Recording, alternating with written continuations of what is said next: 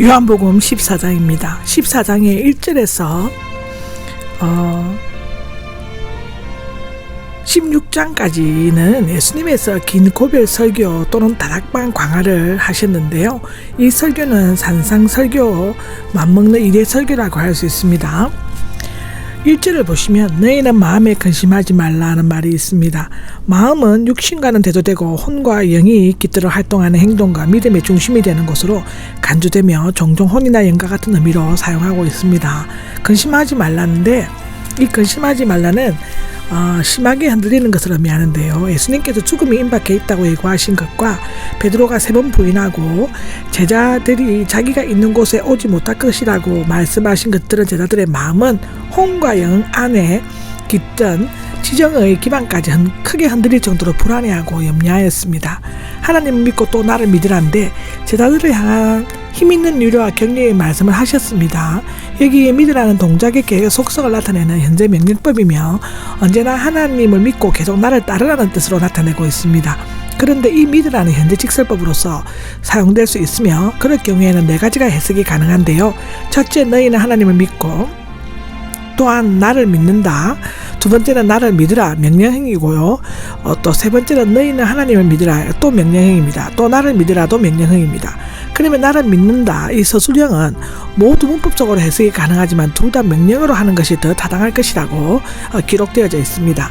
예수님을 본 사람은 하나님이 본 것이 되시 예수님을 믿는 것은 곧 하나님을 믿는 것이 되죠. 예수님을 믿지 않고 그를 통하지 않고는 아버지께로 가지 못한다라고 우리는 수없이 많은 곳에서 보고 있습니다. 성경에서. 그러므로 예수님은 믿으면 구원을 얻고 하나님의 보호를 받게 되므로 근심할 필요가 없습니다. 예수님께서는 계속해서 아버지 집에 거처할 곳, 기도의 응답, 보혜사 성령을 보내실 것을 약속해 주셨죠. 2절입니다. 2절은 내 아버지 집에서 거처할 곳이 많단데 여기에서 집은 거하다 머무르다에서 유래되었으며 단순히 여행 중에 잠시 머무는 임시 숙소가 아니라 계속해서 머물면서 쉴 수 있는 거주지를 의미한다고 하는데요. 이게 멜 게이트가 역시 번역도 했는데 맨션으로 번역을 했습니다. 더 큰 저택으로 번역하고 있기도 합니다. 많다가 나오는데 이 땅 위에 집들은 총 10,000원을 이루고 있을 때는 길손들을 되돌려 보내지 않으면 안 된다는데 그러나 하늘은 하나님의 마음과 같이 넓은 것이어서 거기에는 모든 사람들을 위한 방이 있다고 합니다. 예수님께서 일시적인 지상의 거처를 떠나 아버지 집의 제자들을 위해 한 장소, 곧 영원히 거처할 곳을 마련하러 가신다는 것은 불안과 근심에 쌓여있는 제자들에게 큰 소망과 위로함을 주었을 것입니다. 또 그 뜻을 모르는 사람도 있었을 수도 있습니다. 만약 그렇지 않았다면 예수님께서 스스로 부정적으로 가정함으로써 그 말씀하신 것이 확실하다는 것을 강조하는 소위 가능적 희구법인데요. 마련하러 간다는 하나님께서 택한 자를 위해 천국을 예비해 놓으셨다고 히브리서 11장 16절에 말한 것처럼 성자 예수님은 성보의 우편에서 기도하심으로써 성도들이 거처할 곳을 마련하신다고 로마서 8장 34절에는 기록되어져 있습니다. 3절을 보면은 가서 너희를 위해 한 장소를 마련하여 다시 와서가 나옵니다. 다시 와서는 예언적인 현재형입니다. 요한일서 2장 18절에도 나와 있습니다. 이게 주님의 부활은 오순절 성령 강림 교회 안에 임재 등의 견해가 있지만 마지막 재림을 의미한다고 볼 수 있습니다. 재림은 요한의 중요한 교류 중에 하나이죠. 너희도 함께 있게 하겠다는데 예수님께서 잠시 제자들을 떠나 쉬지만 부활하시어 거처할 곳을 마련한 다음 다시 오셔서 제자들과 함께 있겠다고 분명히 약속하셨습니다. 함께 있겠다는 말씀은 예수님과의 헤어짐 때문에 불안에 떨고 있는 제자들에게 최대의 기쁨과 행복을 더해 주었을 것입니다. 4절은 너희는 내가 어디로 가는지 또한 그 길을 알고 있다. 근데 이 알고 있다는 보다의 뜻이 있다고 합니다. 완료형이지만 현재적인 의미로 사용되고 앞서 베드로에게는 그 길에 대해 분명히 말씀하지 않으셨지만 이제는 그 길이 곧 자신이 하나님께로 가는 바로 그 길을 명백히 가르치셨습니다. 예수님이 이 길을 예배하기 위해 고통스러운 십자가를 지셨죠. 5절입니다. 5절은 어떻게 우리가 그 길을 알 수 있겠습니까? 입니다. 이미 예수님께서 앞으로 자신이 나아갈 길에 대해 여러 차례 암시적으로 말씀하셨습니다. 도마의 이름은 공간복음서와 사도행전에 나오지만 요한복음에는 비교적 그의 성격이 자세히 나오고 있습니다. 한마디로 그는 실체적인 증거와 정확한 정의를 요구하는 유물론적인 유행의 사람이었으며 매사를 현실적으로 보고 논리적으로 따지고 의심하는 성향을 지니고 있습니다. 그러나 그는 나름대로 충성심이 있었고 유명한 신앙 고백을 하였습니다. 지적인 사고방식을 가진 그로서는 목적지를 모르는 거기에 도달할 길을 모른다는 것은 당연히 놀릴 수 있습니다. 그러나 그 길이라는 그 말씀은 공간적 물리적 의미로만 이해했고 현실을 초월하여 영원한 세계를 바라보는 영적인 통찰력이 부족하였죠. 6절입니다. 6절은 나는 길이요 진리요 생명이다가 나옵니다. 이 귀한 진리가 도마에 우둔하고 회의적인 질문에 대한 예수님의 세심하면서도 포괄적인 답변으로 게시되었다는 것은 놀라운 신비적 역설이 아닐 수가 없습니다. 여기에는 나는이 나오는데 6번째로 사용된 언어적 자기 표현입니다. 신성을 밝힌과 동시에 인간의 기본적인 욕구를 채워준다는 것인데 예수님께서는 자신을 생명, 바리새인들에게는 문 또는 세상의 빛이라고 하셨습니다. 예수님은 길과 진리와 생명을 가르치시는 교사나 모본이 아니라 길 그 자체, 진리와 생명 그 자체이십니다. 하나님께로 가는 길은 하나님에 대한 진리를 알고 그 생명에 참여해야 하는 데 있는데 예수님은 하나님께로 가는 유일한 길이요 진리의 인격화이시고 생명의 핵심이십니다. 여기 길은 예수님은 하나님께로 갈 수 있는 많은 길들 중에 하나가 아니라 오직 유일하고 확실한 길이시죠. 오늘날 세계 종교들은 하나님께로 갈 수 있는 다양한 방법이라고 주장하는 소위 종교 단위주의적 전혀 거짓되고 어리석은 궤변에 지나지 않습니다. 왜냐하면 예수님을 통하지 않고는 아버지께로 올 사람이 없기 때문이랍니다. 진리인데 예수님의 진리의 내용이시며 진리를 계시하신 즉 골로새서 2장 9절에 그 안에 조금도 거짓이 없으신 진리 그 자체이시죠. 진리는 하나님의 본질적인 것입니다. 로마서 1장 25절에도 나오고요. 그리스도, 성령과 연관되어 있습니다. 예수님께서 자신을 진리라고 하신 것은 요한복음의 핵심인 로고스 개념과도 일치하죠. 진리는 만물을 지으시고 육신이 되어 우리 가운데 오신 말씀이신 독생하신 하나님 즉 예수님 자신을 의미합니다. 여기에 생명은 예수님께로 이 세상에 오신 것은 우리로 하여금 생명을 얻도록 하기 위함입니다. 왜냐하면 예수님의 본성 자체가 생명이며 예수님 자신의 생명의 원리와 근원이 되시기 때문입니다. 이 생명은 예수님 안에 있어 그 누구도 뺏어갈 수 없는 영원한 생명이지요. 따라서 그가 생명이심을 믿는 자는 그 자녀가 되어 영원히 멸망치 않고 사망에서 생명으로 옮겨질 것입니다. 길이 없이는 갈 수가 없고 진리가 없이는 알 수가 없으며 생명이 없이는 살 수가 없다.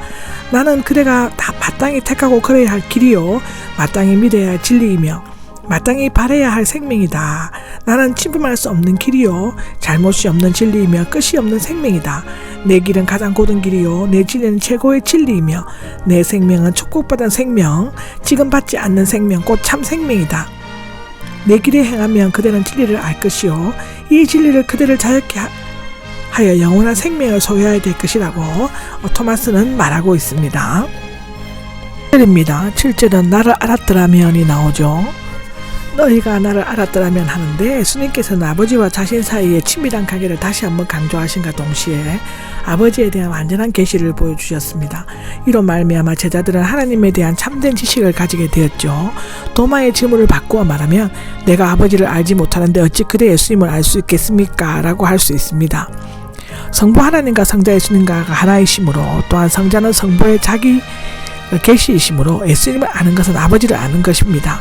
따라서 이미 예수님을 알게 된 제자들은 아버지께로 가는 길을 알고 있었고 또한 아버지를 알고 보았습니다. 여기 이제부터는 앞으로뿐만 아니라 지금 벌써라는 뜻입니다. 너희는 이제부터 계속 아버지를 알게 시작했다로 번역할 수 있습니다. 이제부터 구체적으로 고난의 때를 가리키는데 그 후에야 제자들은 예수님이 하나님의 본성과 뜻에 대해서 얼마나 많이 계시해 보여주시는가를 깨닫기 시작하였습니다. 8절은 아버지를 우리에게 보여주십시오인데 예수님께서 제자들에게 이제부터 너희는 아버지를 알았고 보았다고 말씀하시자 빌립은 보았다는 말씀에 의하여 하면서 모세가 예수께 구했던 것과 같이 또는 이사야가 보았던 것처럼 아버지를 중개자 없이 직접 눈으로 볼 수 있다면 만족하겠노라고 말했습니다.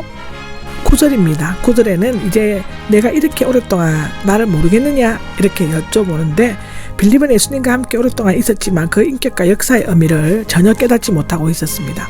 더욱이 예수님이 하나님의 아들이시라는 것과 예수님이 본 것이 아버지를 보았다는 가장 중요한 사실조차도 알지 못하였습니다. 그가 예수님을 앞에 두고 보면서도 아버지를 보여달라는 것은 실로 어리석고 한심한 일이 아닐 수가 없습니다. 성령은 역사가 아니면 예수님께서 말씀하신 하나님의 진리를 능히 깨달아 알 수가 없습니다. 성령을 만으로 오직 우리 하나님과 우리 예수님을 알 수 있습니다. 10절은 내가 아버지 안에 있고 너는 믿지 않느냐? 하나님과 예수님 두 인격이지만 하나이시다. 두 분 사이에는 영적인 사귐이 있고 목적과 의도, 진리와 생명에 있어서 완전히 일치한 조화가 존재합니다. 그것은 지금까지 계속 반복적으로 가르쳐 오신 진리이기도 하죠.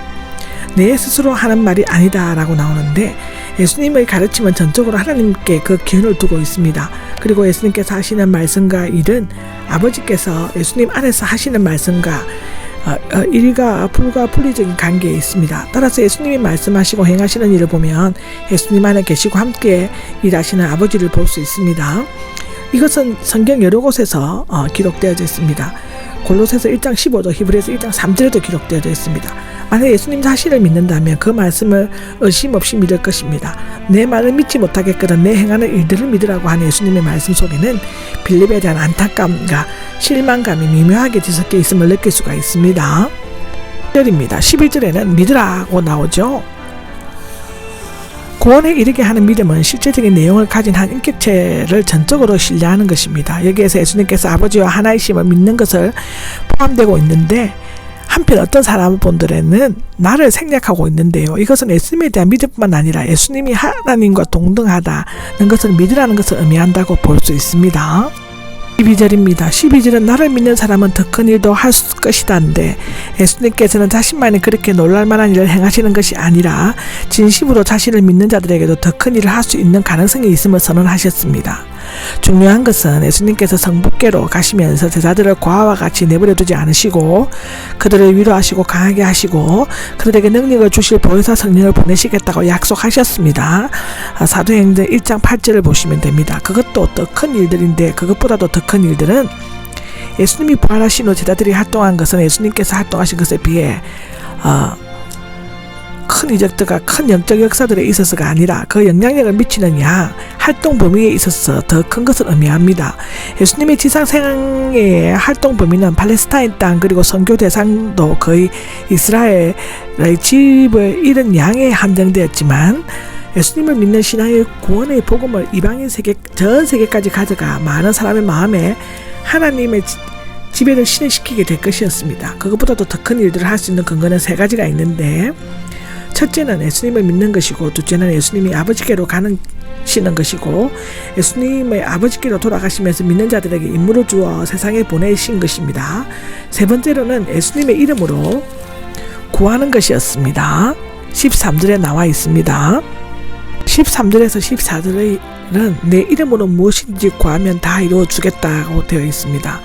예수님을 믿는 신앙은 제자들의 기도를 예수님 자신의 기도에게까지 높여준 것인데요.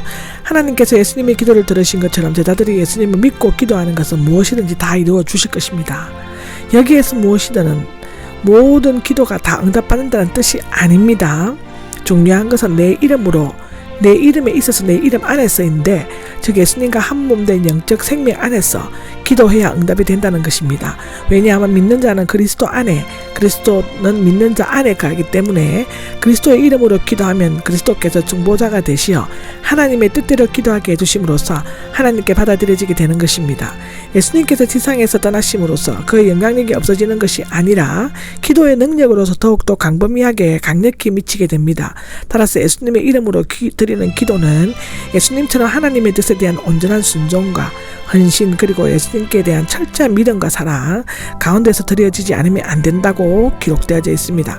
당신의 뜻이 이루어지이다 라고 말하는 기도는 언제나 응답받는 자라고 하는 뜻이라고 합니다. 아멘.